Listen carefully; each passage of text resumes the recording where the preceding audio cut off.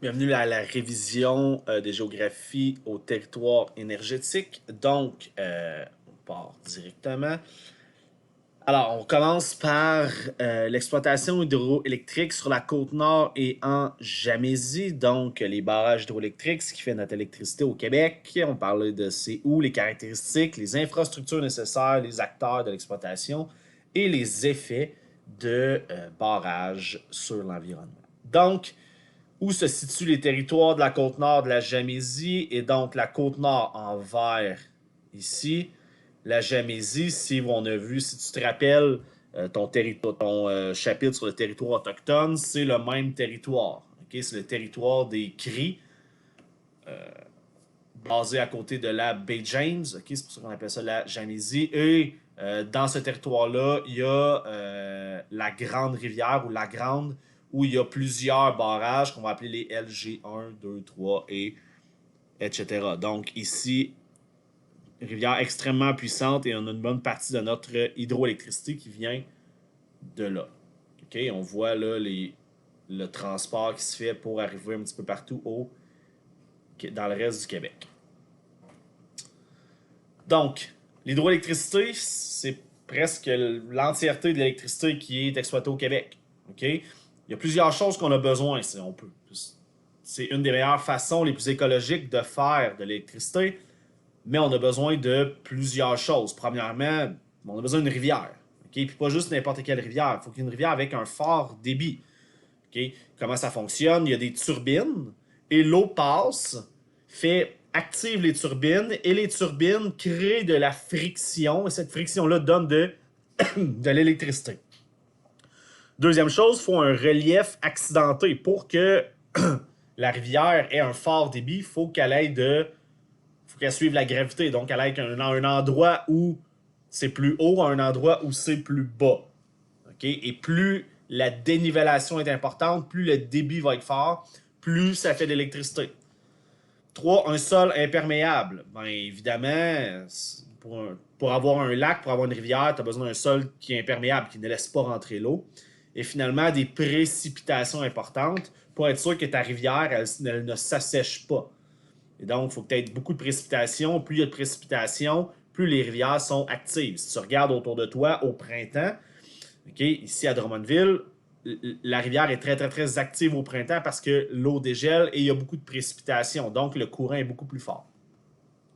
Tout ça ensemble, ça donne un fort potentiel hydroélectrique et ça vaut la peine de construire des barrages.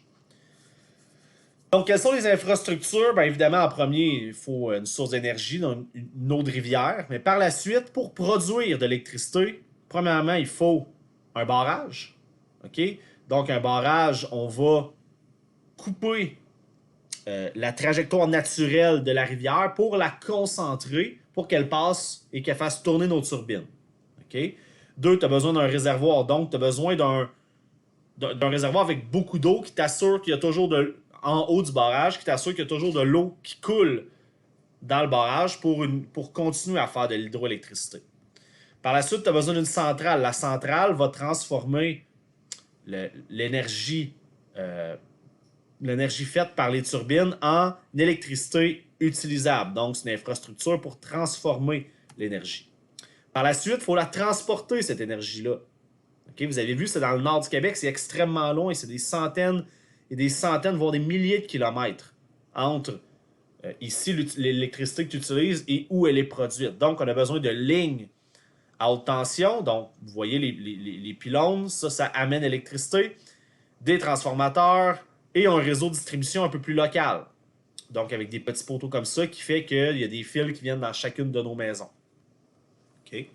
Donc, le défi de la commercialisation de l'hydroélectricité, ben, c'est d'amener l'électricité d'où elle est produite à où elle est consommée. Qui s'en occupe au Québec de l'hydroélectricité? Ben, c'est une compagnie qu'on appelle Hydro-Québec. Donc, eux, ils ont deux chapeaux. Premièrement, ils doivent produire l'électricité et deux, ils doivent la commercialiser. Donc, c'est une société d'État, c'est le gouvernement québécois qui est le patron d'Hydro-Québec. Donc, l'avantage, c'est le même prix partout au Québec. Donc, peu importe où tu es dans le Québec, c'est le même prix. C'est pas comme ça partout. Il y a des compagnies privées d'électricité ailleurs dans le monde, eux, les taux d'électricité, les tarifs peuvent être différents. Et le prix est peu élevé en comparaison à beaucoup de nos voisins. C'est aussi un des plus grands producteurs d'hydroélectricité au monde, donc on a beaucoup de personnes employées, 60 centrales, surtout dans les deux régions qu'on parlait tantôt, donc la Côte-Nord et la Gamésie. Et on fait des surplus, donc on produit plus d'électricité que ce qu'on a besoin au Québec, et donc on peut la vendre à nos voisins, et donc faire un profit là-dessus. Ce qui veut dire que Hydro-Québec rapporte de l'argent au gouvernement et donc aux Québécois. Il y a plusieurs avantages. Évidemment, on peut attirer, vu qu'on fait beaucoup d'électricité, on peut attirer des compagnies qui ont besoin d'énormément d'électricité pour fonctionner. Le meilleur exemple, c'est les alumineries. Donc, pour transformer le bauxite en aluminium, ça prend énormément d'énergie. Et donc, si c'est trop cher, ben, ces gens-là ne viendront pas ici. Ils vont aller à quelque part où l'énergie est là moins chère. On a beaucoup d'emplois et de très bons emplois grâce à l'hydroélectricité. Et c'est une importante source de revenus pour le gouvernement. C'est quelques milliards par année. En plus, ça nous donne une autonomie en électricité, c'est-à-dire qu'on ne dépend pas de personne pour nos besoins en électricité. Évidemment, il n'y a pas juste des avantages à ça. Le gros problème, c'est que quand on fait un barrage, on coupe une rivière qui va d'un point A à un point B depuis un grand nombre d'années.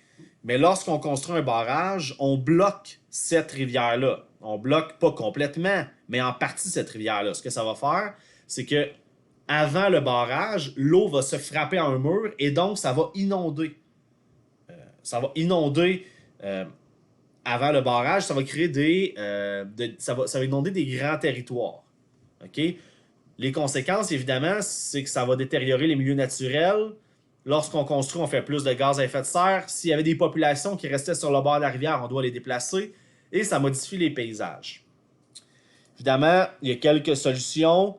Donc, d'autres sources d'énergie renouvelable, évaluer l'impact, mettre en place des infrastructures pour protéger la faune, et etc.